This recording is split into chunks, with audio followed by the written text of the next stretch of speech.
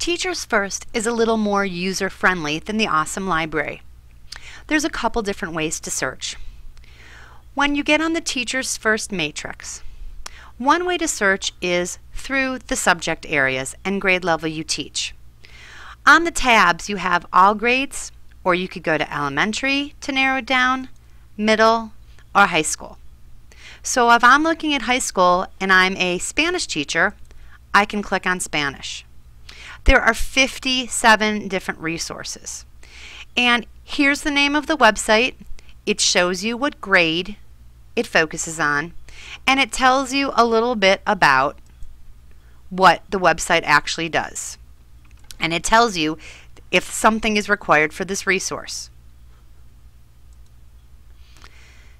So that's really the only way you can narrow it down if you go by subject listing, by clicking on the tab that best describes what grade level that you teach.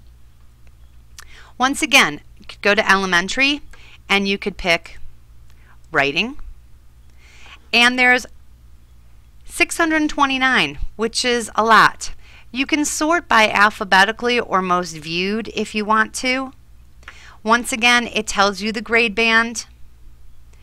You can see that it's a lesson plan. There is some audio with it. There is some video with it.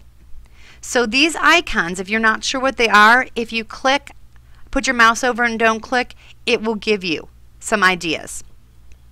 If you want to share it with Delicious, you can do that as well. Nice, easy way to just share it with Delicious. If you are a Twitter user, you can tweet it, or you want to share it via Facebook or Google. So there's other features of ways of sharing it besides just doing saving on Delicious, which is kind of cool. The easier way to actually search, if you want to get more specific, is over here in the search box. You can pick a low grade, like just say 1 to 3, and then put a topic in, a keyword. Maybe I am just looking for butterflies. Make sure I spell it right. And I search.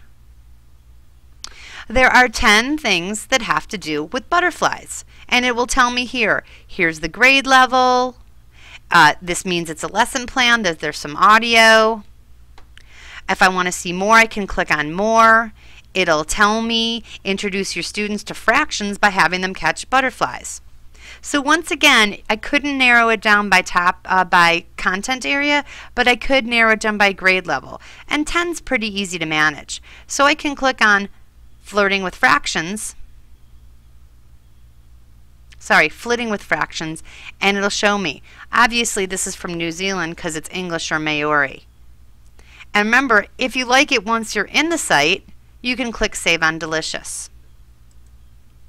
So once again, using the search box is probably easier because you can narrow it by grade band and you can choose a keyword. Or you can browse by subject if that makes you happy. But remember, I would pick on which content area is better for you. Which grade band is better for you, elementary, middle, or high school, because at least that will narrow your search down as well.